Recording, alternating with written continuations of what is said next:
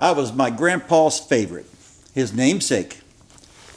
He used to take me to ball games. He used to show me his baseball cards. He used to be he was a World War II veteran. He was on the USS O'Bannon. He was on a destroyer. He had a little, I guess you call it a locker box that the Navy guys had, and then on the very top was all of his knives, and then underneath that was a secret compartment where all of his baseball cards were, and then you could flip it up and you could see his pinups pictures that he had when he was on his ship, and he'd take me back there and show me those things. I don't think he was supposed to, but he'd do it. Looked like Santa Claus. In fact, I remember, Christmas time, he'd have his Santa Claus outfit and his whiskers, and all my friends would be getting on his lap, and that's Santa Claus, that's Santa Claus. But deep down, nah, that's my grandpa, And I remember, boy, he loved me. I'd sit on his lap, I'd pluck out his whiskers, and he called me a bad word, but what he really meant was, I love you, and I knew he loved me, and I remember that I was in the science club. And I was in junior high in the science club, and we took a field trip to the hospital. And while we were there, we were back in the lab, and they were showing us how things were spinning around. They were showing us the blood samples, and I looked up at the entryway, and I there was a window in the door, and my dad was standing there, and I thought, I just knew immediately. Something in me just knew something bad happened. My dad took me down to the emergency room, and we walked through the doors, and it really wasn't rooms. It was just partitions of white sheets is what it seemed like. And I remember opening up the white sheet and walking through, and there was my grandpa, and he his voice was cracking, and they had him all wired up, and he said my name, and you could tell that he loved me. And I've thought so many times about that moment, and I bet you that he prayed that he could just see his favorite grandson again. At least I think so. Walked out, went to the chapel where the rest of my family was, and minutes later had a second heart attack, and it killed him. The moment they told us, my grandma passed out right then. Just wham, hit the ground. It was devastating. And from that point on, I remember my uncle, who was a Christian. I got in his truck, and he took me to my grandma's and grandpa's house. And I remember on the way, he told me, he says, this is going to make you a better person. I can't remember anything else he said, but he loved me. Surrounded by family members that loved me, but none of it mattered at that moment because my grandpa died. Oh, was I sick. Physically sick. I got so sick that I couldn't go to school. I thought I was sick. I didn't even understand what was wrong with me. I was so scared of death from that point on. For the first time in my life, I knew what death was. I had seen people die. Grandma, like a great-great-grandma died, and maybe even a great-grandpa died, but never before had I experienced what death did, how it separates us from people we love.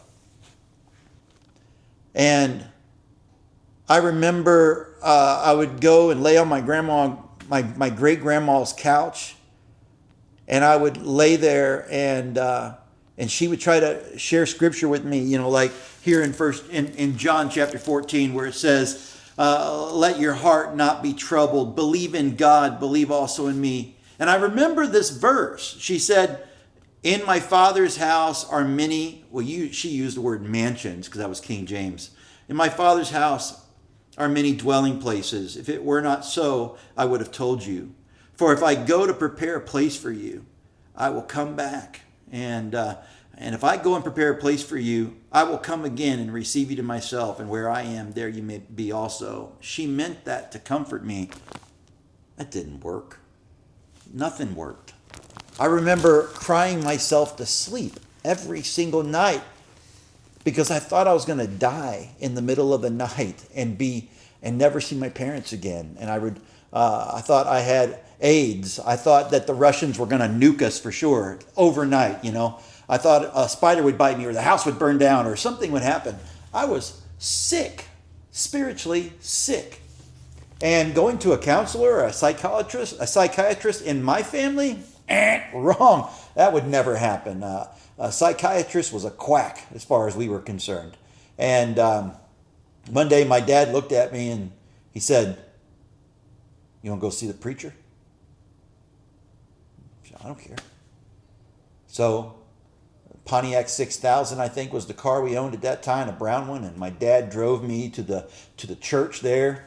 And I remember he parked like way away from the. My dad never went to church, and he parked all the way down at the end, away from the door. And I remember walking into the pastor's the door, knocked on the door, and the pastor opened the door. We went into his study, and he began to tell me about heaven. And he said, in heaven there's nothing dead. There are not any. There's not any grass that's dead. There's not any.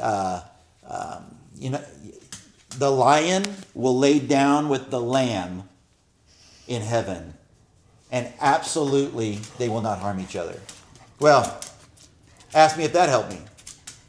I mean, that he cared, that helped. But nobody could do anything to help me.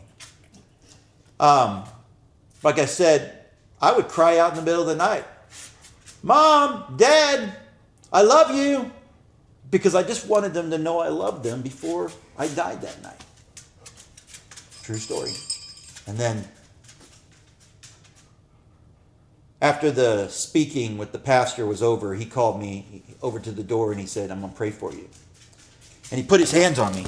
Now, when this guy prayed, he put his hands on my shoulders and he shook me and he prayed so loud. And I have no idea what he said, but when he was done, I walked out, walked down the sidewalk, got in the car. My dad said, "You feel any better?" I don't know. Went home that night, went to bed. I woke up the next morning. I didn't cry myself to sleep. I was healed. God healed me.